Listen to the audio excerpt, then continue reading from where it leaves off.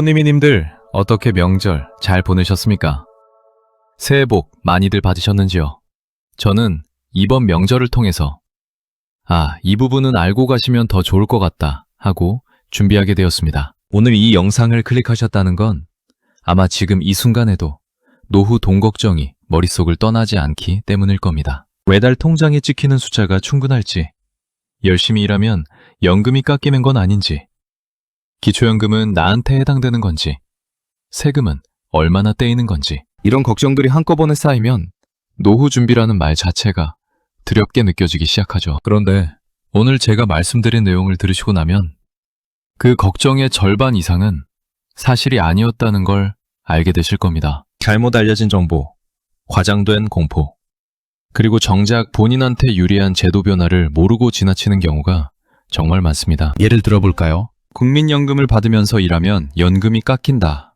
이 말 많이 들어보셨죠? 예전에는 맞는 말이었습니다. 그런데 2026년부터 기준이 크게 달라졌습니다. 월 소득 금액이 519만 원 이하라면 감액 자체가 없습니다. 이 말은 웬만한 근로소득이 있어도 연금을 그대로 다 받을 수 있다는 뜻입니다. 이걸 모르고 일을 줄이거나 포기한 분들이 얼마나 많을지 생각하면 정말 안타깝습니다. 기초연금도 마찬가지입니다. 2026년 기준으로 단독 가구는 월 247만 원, 부부 가구는 395만 원이 넘지 않으면 받을 수 있는 구조인데, 이 기준이 올해 올라가면서 작년까지 못 받던 분들이 올해는 받을 수 있게 된 경우도 생겼습니다. 그런데 이걸 몰라서 신청조차 안 하는 분들이 많습니다. 연금을 많이 받으면 세금 폭탄을 맞는다, 건강보험료가 폭등한다, 이런 말도 자주 들으시죠? 이것도 오해가 많이 섞인 이야기입니다. 실제로는 받는 방식과 시기에 따라 세율을 낮출 수 있는 방법이 있고, 그 방법을 알고 있느냐 모르고 있느냐에 따라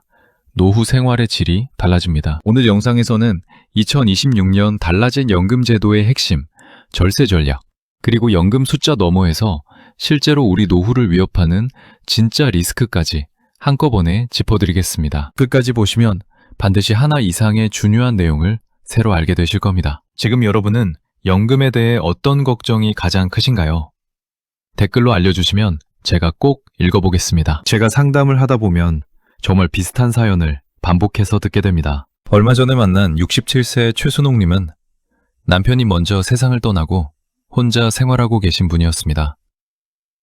국민연금을 받고 계셨는데 작은 카페 아르바이트를 하고 싶어도 연금이 깎일까봐 그냥 포기하고 계셨어요. 한 달 60만 원도 안 되는 연금만으로 생활하면서 냉방비, 식비 다 줄이면서 버티고 계셨는데, 제가 2026년 기준을 설명해 드리자마자 눈물을 글썽이셨습니다. 그냥 조금만 일해도 되는 거였는데 왜 아무도 이걸 안 알려줬냐고요. 또 한 분은 70대 초반 형부 이야기를 해주신 분이었습니다. 기초연금 신청을 했다가 집이 있다는 이유로 안 된다는 말을 들으셨대요. 그런데 알고 보니 집값 기준이 아니라 소득 인정액 기준이고 계산 방식이 훨씬 복잡하다는 걸 나중에 아셨답니다. 제대로 된 계산을 해보지도 않고 포기하셨던 겁니다. 이런 분들을 만날 때마다 저는 절실하게 느낍니다. 정보를 아느냐 모르느냐가 노후의 질을 완전히 바꿔놓는다는 걸요. 같은 제도 안에서도 아는 사람은 월 수십만 원을 더 챙기고 모르는 사람은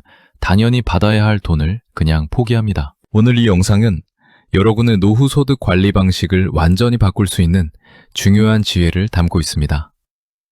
이 이야기를 끝까지 듣고 실천하셔야만 진정한 변화를 경험할 수 있습니다. 마지막에 나올 일본 고령사회 사례는 돈 걱정을 넘어서 노후를 진짜로 준비하는 게 무엇인지 다시 생각하게 해드릴 겁니다. 뒤에 나올 내용을 모르시면 지금까지 연금을 붓느라 해온 노력이 절반만 효과를 낼 수도 있어요. 혹시 아직 구독과 좋아요를 누르지 않으셨다면 지금 바로 눌러주세요. 이 채널은 여러분의 건강하고 풍요로운 노년을 진심으로 응원합니다. 이런 중요한 정보를 더 많은 분들이 알 수 있도록 구독과 좋아요로 응원해 주시고 주변에 꼭 공유해 주시면 정말 감사하겠습니다. 자, 그럼 지금부터 2026년 우리가 반드시 알아야 할 연금 제도의 핵심을 하나씩 짚어보겠습니다. 일하면 연금이 깎인다, 이 말을 믿고 이를 포기한 분들이 정말 많습니다. 그런데 2026년부터는 이 상식이 완전히 달라졌습니다. 감액 여부를 판단하는 기준이 되는 금액, 이른바 A값이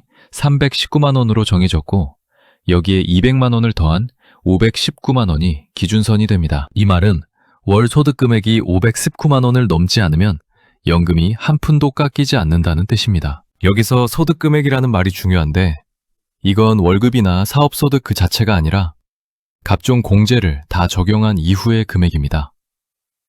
그러니까 실제 월급이 600만 원이 넘더라도 공제를 적용한 소득 금액이 519만 원 이하라면 감액 대상이 아닙니다. 이 적용 시기도 주목해야 합니다. 법 시행일은 2026년 6월이지만 실제 적용은 2026년 1월 소득분부터 앞당겨 적용된다는 안내가 공식적으로 확인됩니다. 혹시 올해 초부터 소득이 있으셨던 분들이라면 꼭 본인 상황을 다시 확인해 보시길 권합니다. 그냥 어림짐작으로 포기하지 마시고 반드시 국민연금공단에 직접 확인해 보세요. 기초연금은 어떨까요? 2026년 기준 기초연금 선정 기준액이 단독가구 월 247만 원, 부부가구 월 395만 2천 원으로 공식 발표됐습니다. 기준 연금액은 단독가구 기준 월 34만 9,700원으로 올랐습니다. 이 기준이 올라갔다는 건 작년까지 아슬아슬하게 탈락했던 분들 중 일부가 올해는 받을 수 있게 됐다는 뜻입니다. 그런데 여기서 가장 중요한 포인트는 집이 있다고 무조건 안 된다. 이게 아니라는 겁니다. 기초연금 정금 수급 여부는 집값 자체가 아니라 소득 인정액이라는 복잡한 기준으로 계산됩니다. 집값, 금융재산, 차량, 부채까지 다 반영되고 계산 방식이 꽤 복잡합니다. 그래서 집이 있어도 받는 경우가 있고 반대로 생각보다 소득 인정액이 높아서 못 받는 경우도 있습니다. 제가 만나뵌 62세 이재환님은 스스로 안 될 것 같다고 포기하고 계셨는데 모의 계산을 해보니까 기준을 충분히 넘지 않으셔서 신청 자격이 있으셨습니다. 직접 계산해보지 않으면 절대 모릅니다. 복지로 홈페이지에서 모의 계산을 해보시거나 가까운 행정복지센터에 상담 신청하시는 게 가장 확실합니다. 국민연금 언제 받는 게 유리할까요? 늦게 받을수록 유리하다는 말 맞습니다. 수령을 1년 늦출 때마다 연금액이 7.2%씩 늘어납니다. 5년을 늦추면 36%가 오르는 구조입니다. 건강하고 다른 소득이 있다면 최대한 늦추는 전략이 장기적으로 훨씬 유리할 수 있습니다. 반면 건강이 좋지 않거나 당장 소득이 필요하다면 조기 수령도 고려할 수 있지만 이 경우에는 매년 6%씩 깎인다는 점을 반드시 감안하셔야 합니다. 어느 쪽이 유리한지는 본인의 건강 상태, 현재 소득, 생활 패턴에 따라 달라지기 때문에 딱 잘라 말하기 어렵습니다. 다만 여유가 있다면 가능한 한 늦추는 게 합리적인 선택인 경우가 많습니다. 가족 관점에서도 중요한 포인트가 있습니다. 국민연금 가입 기간이 20년을 넘기면 유족연금 지급 비율이 달라집니다. 배우자가 먼저 세상을 떠났을 때 남은 분이 받는 유족연금의 비율이 가입 기간에 따라 차이가 나기 때문에 본인만의 문제가 아니라 배우자, 가족 전체를 고려한 설계가 필요합니다. 특히 맞벌이 부부이거나 한 분의 가입 기간이 짧다면 지금이라도 추납이나 이미 계속 가입을 통해 기간을 채우는 방법을 검토해 보실 필요가 있습니다. 연금저축이나 개인형 퇴직연금, 즉 IRP를 가지고 계신 분들은 세율 구감에 주목하셔야 합니다. 연금을 받을 때의 나이에 따라 원천징수 세율이 달라지는데 지방소득세를 포함해서 55세 이상은 5.5%, 70세 이상은 4.4%, 80세 이상은 3.3%가 적용됩니다. 이 말은 오래 버틸수록 세율이 낮아진다는 뜻입니다. 생명보험사를 통해 종신연금형으로 수령하면 평생 3.3%가 적용된다는 설명도 있는데 이건 상품 구조와 계약 형태, 세법 적용 요건이 복잡하게 얽혀 있어서 본인이 가입한 상품의 약관과 금융사 설명을 반드시 직접 확인하셔야 합니다. 일반 원칙으로만 이해하시고 실제 적용은 꼭 개별 확인을 하셔야 낭패를 피할 수 있습니다. 국민연금 기금이 언제 고갈되느냐, 이 문제를 걱정하시는 분들도 많습니다. 간혹 2060년대, 2070년대 이야기가 나오는데 가장 최근 공식 발표인 제5차 재정추계에서 기금 소진 시점은 2055년으로 제시됐습니다. 이게 무섭게 들릴 수 있는데 여기서 중요한 건 2055년에 기금이 다 소진된다고 해서 연금을 아예 못 받는 게 아니라는 겁니다. 그 이후에도 그해 거치는 보험료로 일부는 지급이 가능하고 제도 개선 논의가 계속 이루어지고 있기 때문에 공포로만 바라볼 필요는 없습니다. 다만 지나친 낙관도 위험합니다. 공식 추계 기준으로 상황을 정확히 인지하고 국민연금 하나에만 의존하지 않는 다층적 노후소득 전략을 병행하는 게 현명합니다. 기금 수익과 고갈 시점 연장 문제도 관심이 많으시죠? 국민연금 기금은 2025년 기준으로 상당한 수익을 올리고 있고 기금 규모가 커질수록 소진 시점이 어느 정도 늦춰질 가능성이 있는 건 사실입니다. 하지만 몇 년이 정확히 늦춰진다고 수치로 단정하는 건 어렵습니다. 재정 추계 결과는 보험료율, 급여 수준, 수익률, 인구 변화 같은 복잡한 변수들이 다 맞물려 결정되기 때문입니다. 그래서 이 부분은 기금이 잘 운용되고 있다는 긍정적인 신호로 받아들이되 구체적인 숫자는 너무 믿지 않는 게 안전합니다. 자, 이렇게 제도적인 부분들을 살펴봤습니다. 그런데 사실 노후 준비는 숫자만으로 완성되지 않습니다. 그래서 이제는 연금 제도를 현명하게 활용하는 구체적인 실천 전략으로 넘어가 보겠습니다. IRP 계좌를 가지고 계신 분들, 매달 자동 이체를 설정해 두셨나요? 이게 생각보다 훨씬 중요합니다. 자동 이체로 꾸준히 넣어두면 시장이 오를 때도 내릴 때도 평균 매입 효과가 생겨서 장기적으로 훨씬 안정적인 결과를 가져다 줍니다. 반면 한꺼번에 많이 넣거나 시장 상황 보고 넣다 말다 하면 타이밍을 잘못 잡을 가능성이 높아집니다. 금액이 크든 작든 상관없이 자동 이체를 설정하는 것만으로도 절반은 성공한 겁니다. 분산 투자도 반드시 챙겨야 합니다. IRP 안에서 주식형 상품에만 몰아두거나 반대로 원리금 보장 상품에만 두는 것 모두 장기적으로 최적 결과를 내기 어렵습니다. 본인의 나이와 은퇴까지 남은 시간, 감내할 수 있는 위험 수준에 따라 주식형과 채권형, 원리금 보장 상품을 적절히 섞어두는 게 좋습니다. 나이가 많을수록 안정형 비중을 조금씩 높여가는 방향을 일반적으로 권합니다. 오래 버티는 게 최고의 전략입니다. 연금저축이나 IRP는 중간에 해지하는 순간 세제 혜택이 사라지고 가산세까지 붙을 수 있습니다. 당장 급한 일이 생겼을 때 해지를 먼저 생각하시는 분들이 있는데 해지 전에 반드시 연금계좌 담보대출 가능성을 먼저 확인해 보세요. 세제 혜택을 지키면서도 급한 자금을 마련하는 방법이 있을 수 있습니다. 세금과 건강보험료 걱정을 하시는 분들이 정말 많습니다. 연금 소득이 늘면 건보료가 폭등한다는 이야기 들어보셨죠? 이것도 맥락을 이해해야 합니다. 건강보험료는 소득 유형과 규모에 따라 달라지는데 연금 수령액 자체보다는 전체 소득 구성이 어떻게 되느냐가 중요합니다. 그리고 연금 소득은 세금이 이미 원천 징수된 금액이기 때문에 별도로 종합과세 대상이 될지 여부를 미리 파악해 두는 게 좋습니다. 연간 연금 수령 총액이 일정 기준을 넘으면 종합과세 대상이 될 수 있는데 이 기준을 넘지 않도록 수령 시기와 금액을 조절하는 전략이 가능합니다. 가장 중요한 건 어느 한 가지에 의존하지 않는 다층 구조를 만드는 겁니다. 국민연금, 기초연금, 퇴직연금, 개인연금저축, 여기에 필요하다면 소규모 근로소득까지 더해서 여러 수입원이 조금씩 들어오는 구조를 만드는 게 가장 안정적인 노후소득 전략입니다. 한 가지가 줄거나 끊겨도 다른 것들이 받쳐주는 구조 말이죠. 그리고 여기에 더해서 꼭 짚어드려야 할 것이 있습니다. 연금 숫자가 아무리 충분해 보여도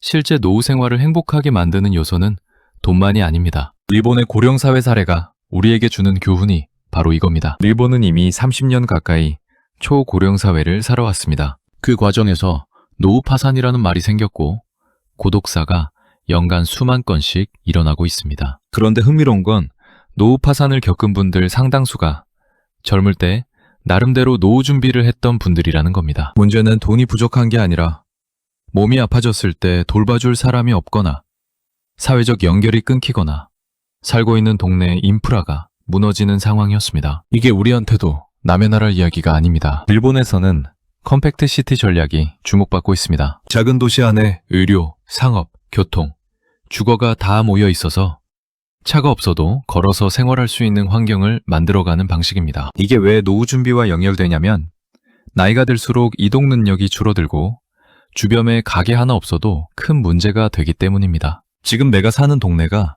10년, 20년 후에도 살기 좋은 환경인지를 미리 생각해 보셔야 합니다. 프레일 예방이라는 개념도 꼭 기억하셔야 합니다. 프레일은 허약하다는 뜻인데 노인이 되어가는 과정에서 신체적으로나 정신적으로 점점 약해지는 상태를 말합니다. 일본에서는 이 프레일을 예방하는 것이 가장 중요한 노후 준비라는 인식이 사회 전체에 퍼져 있습니다. 걷기, 근력운동, 사회활동, 취미생활 이런 것들이 단순한 건강관리가 아니라 노후 돌봄 비용을 줄이는 가장 현실적인 예방책입니다. 그리고 돌봄이 필요해지기 전까지 최대한 자립적인 생활을 유지하는 것이 본인의 삶의 질을 높이는 것은 물론이고 가족의 부담도 줄이는 길입니다. 관계와 커뮤니티도 중요합니다. 은퇴 후에 사회적 연결이 끊기면 인지 기능이 빠르게 떨어진다는 연구 결과들이 있습니다. 친구, 이웃, 동호회, 지역사회 활동 이런 것들이 단순한 취미 활동이 아니라 뇌를 지키고 삶의 의욕을 유지하는 중요한 수단입니다. 노후 준비에서 인간관계 관리를 절대 빠뜨리시면 안 됩니다. 이제 오늘 말씀드린 내용을 전체적으로 정리하면서 마무리로 들어가겠습니다. 오늘 말씀드린 내용을 마무리하면서 핵심을 한 번 더 정리해드리겠습니다. 지금까지 많은 분들이 일하면 연금이 깎인다고 알고 계셨는데 2026년부터는 월 소득 금액 519만 원 이하라면 감액이 없습니다. 기초연금도 집이 있다고 무조건 안 된다는 건 오해입니다. 소득 인정의 기준으로 판단하기 때문에 직접 모의 계산을 해보지 않으면 수급 여부를 미리 알 수 없습니다. 국민연금 기금 고가 시점은 최신 공식 추계 기준으로 2055년이고 그 이후에도 완전히 지급이 중단되는 게 아니라 제도 개선과 병행해서 운영됩니다. 지나치게 겁먹거나 반대로 지나치게 낙관하는 것 모두 도움이 되지 않습니다. 연금저축과 IRP는 자동이체, 분산투자, 오래 버티기 이 세 가지만 지켜도 장기적으로 큰 힘이 됩니다. 반면 이걸 모른 채로 가면 어떻게 될까요? 받을 수 있는 연금을 못 받고 안 해도 될 걱정 때문에 일을 포기하고 절세 기회를 놓치고 결국 노후 소득이 줄어드는 결과로 이어집니다. 반대로 오늘 내용을 이해하고 하나씩 확인하시는 분들은 같은 제도 안에서도 훨씬 많은 것을 챙길 수 있습니다. 그리고 꼭 기억하셔야 할 게 있습니다. 노후 준비는 통장 잔고만의 문제가 아닙니다. 건강을 지키고 사람들과 연결을 유지하고 내가 살 동네와 환경을 미리 살펴보는 것. 이게 다 노후 준비입니다. 돈은 충분한데 몸이 무너지거나 외로움이 찾아오면 그 돈이 행복을 보장해주지 않습니다. 오늘 당장 하나만 실천하신다면 이걸 해주세요. 국민연금공단 홈페이지나 복지로 홈페이지에서 본인의 예상 수령액과 기초연금 모의 계산을 한번 해보세요. 15분이면 됩니다. 이 작은 확인 하나가 앞으로 수년간의 노후 계획을 바꿀 수 있습니다. 어림짐작으로 포기하지 마시고 반드시 직접 확인해 보시기 바랍니다. 오늘 영상에서 가장 도움이 된 내용이 무엇인지 또는 아직 궁금한 점이 남아 계신다면 댓글로 남겨주세요. 한 분 한 분 꼭 읽겠습니다.